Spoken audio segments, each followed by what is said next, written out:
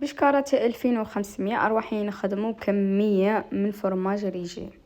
قولوا لي نتوما شحال راكم تشرو في فرماج ريجيم؟ انا عن نفسي اكثر عائله نستهلكو فرماج ريجيم 5000 نشرو فيه 5000 لباطه. وسمحوا لي صح قالي ياسر ياسر ياسر. لهذا حبيت ندير تجربه ونمد لكم رايي ونقول لكم شحال تخرج الكميه وشحال اسكو نفسه ولا مش نفسه. اول حاجه بنبداو بها، جبت شكاره حليب. من الافضل انه يكون حليب كامل الدسم. درت كاس في طاوه ودرتو يسخن، والباقي درتو في طبسي كيما راكم تشوفوا، ونزيدوا عليه رشه ملح. الحليب هذاك اللي راه يسخن لازم يوصل لدرجه الحراره في السبعينات. اذا ما عندكش تيا الترمومتر خليه قيس ما يرفد الغليه، زعما نقولوا 8 دقائق. شايفه كي يكون راح يفيض خلاص، يجي يفيض نحيه من على النار وزيديه على الحليب الاخر اللي كنا خليناه على جهه، بلا خل بلا قارص بلا حمض السيتريك كيما راهم يديروا، بلا والو. حليب منه فيه برك انه تجيبي كاس تروحي تسخنيه والباقي تخليه وديري رشه ملح، وهذاك الماء الحليب اللي سخنتيه تزيديه الحليب البارد وتخلطي كلش مع بعضه وتديري له بابي سيلوفان كيما راني ندير انا، وتخليه يخمر 24 ساعة في بلاصة دافية في كوزينة. حطيه مسمي الكوشة وخلي عليه يخمر. هذه في الشتاء. اما في الصيف عادي بلا ما تحطيه في بلاصة، شغل بلا ما تحطيه مسمي الكوشة ولا بلاصة مسميها السخان. وهذه كيما قلت لكم نخلوه 24 ساعة. بعد 24 ساعة نجيبوا الحليب تاعنا، راح تلاحظوا باللي الحليب تكتل منه وفيه كيما راكم تشوفوا، منه وفيه تكتل. شغل الجبن طلع لفوق والمصل هذاك هبط لتحت.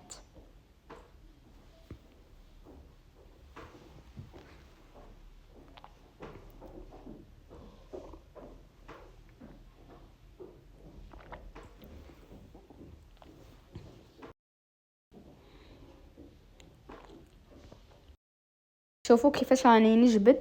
نرفد في الجبن طبقة وحده، ها شغل مفصول على مفصول على المن تاعو.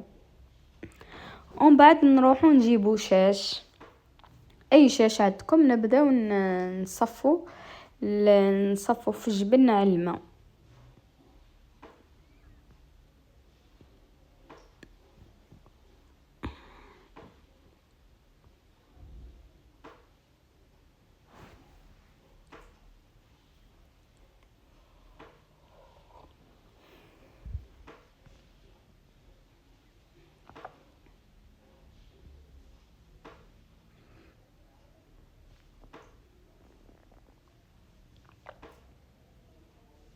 هي تقدروا تحكموا الشاش ديروا فيه بسينه تكون عريضه وقارقه، وتحكموا هذاك الطبسي اللي راكم دايرين فيه تفرقوا ديريكت. انا كشغل عييت روحي فيه باطل، قعدت نرفد بالمغرف لخاطر كاين ثاني شويه جزيئات حبيبات صغار لتحت.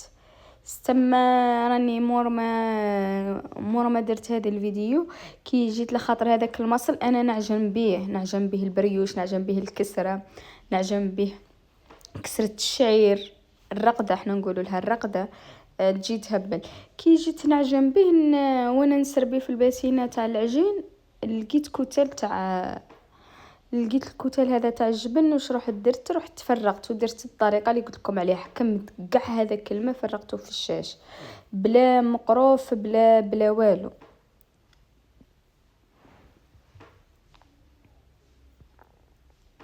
وخليته يقطر وحده، ما تعصروش ما لازم، لخاطر لو كان تعصروه يخرج لكم من الشاش، لخاطر الفرماج ما فيه حتى شغل حاجه كريميه كي تعصريها تخرج من الشاش عادي. وانا هاك خليت الماء تاعو يهبط وحده وما يطولش، ما يشدش الوقت بزاف وهو يقطر. هنايا بعد ما قطر الجبن تاعي وبعدت الماء على الجبن، درتو في طبسي وجبت باتور. انا ما عنديش براميكسور. اللي عندها براميكسور من الافضل تستعمله، واللي ما عندهاش كيما حالتي ان شاء الله ربي يرزقني ويرزقكم ان شاء الله. استعملت الباتور، نروحو نجيبو هذاك الجبن نقعدو نضربو فيه. لازم تقعدي تضربي فيه، يشد لك الوقت واحد 5 دقائق وانتي تضربي باش الخليط يرجع لك كريمي وما يرجع لكش محبب ومكتل. هذا هو الهدف من الباتور. علاش استعملته؟ اذا عندك برا ميكسور راكي خبطه زوج راكي فريتيها وكملتي.